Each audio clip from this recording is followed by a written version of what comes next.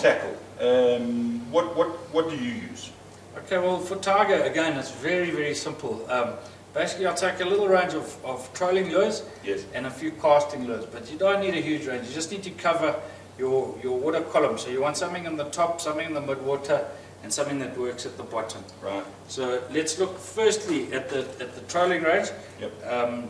The Rapala floating magnums are without question sort of the best for the tiger fish in terms of trolling. So your 9 centimeter and 11 centimeter are the two sizes that really fall into sort of imitating the perfect baitfish size for tiger fish. Right. So I would get a selection of Rapala floating magnums in 9 and 11 centimeters. Yes. Some of the great colors are these ones, the Fire Tiger.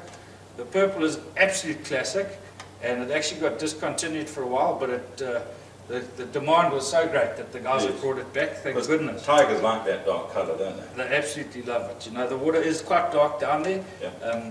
During the bright sort of part of the day, the big tigers feel more secure deep down, and they'd be hunting darker baitfish like your squeakers and catlets and that sort of thing, which are going to give a dark profile just like that. Right.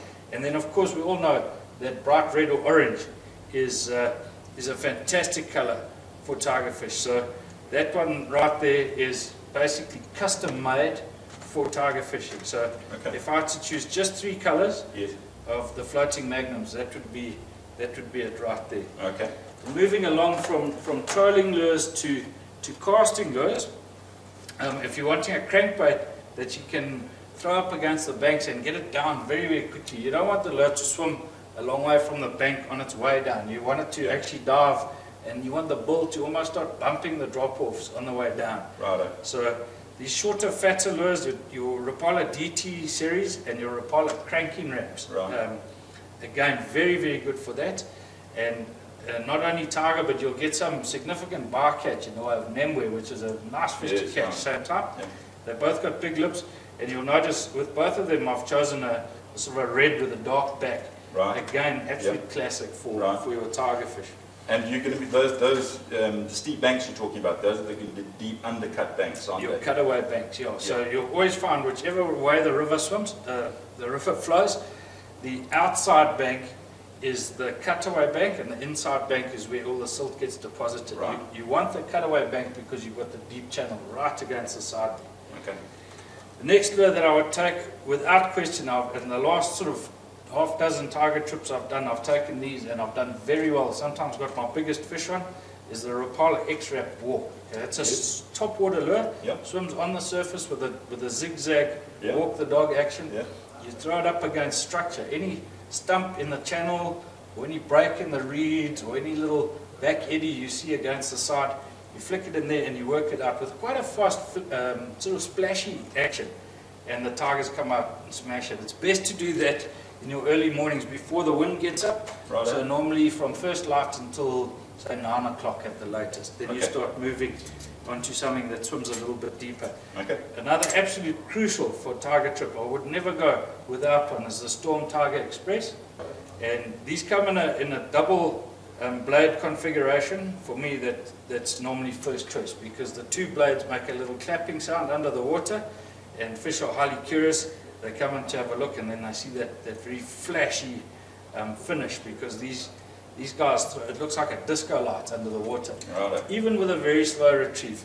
The shape of that spoon, because it's very light and made of thin metal and got a very broad body, it requires very little movement to get an enticing flutter, and that flutter makes the flash get thrown off, the reflection of the sun. Okay. And they come stock standard with a very good quality single hook, so you can take it straight off the cod, tie it on your line, and you aim for a weight. And that single is going to give you a great penetration. It will, absolutely. Yeah. You do lose tiger fish. Sadly, it's just a fact of life. They jump from the water, they shake their heads, they rattle their gills, and they throw lures out. Yeah. So you are going to lose a percentage of your fish, but the better your lure is, the more fish you're going to be hooking, the less concern it is when you lose some. Right. Of course, another, just by the way, is if you're going to be fishing for tigers, you need wire. These Centro pre-made wire leaders have got a very, very good quality snap on the end. Right.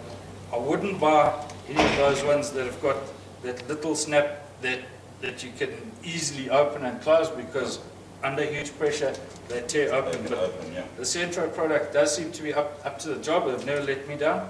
So I would definitely take a few packets of those in the 30-pound, and then of course I use a piece of leader between my braid and my wire. So I love the Suffolk Zippy. 50-pound is... and that's just for a bit of shock absorption? It is, yeah. The tiger hits you really hard, and that piece of leader's just got a bit of stretch in it, and it does take up some of the shock.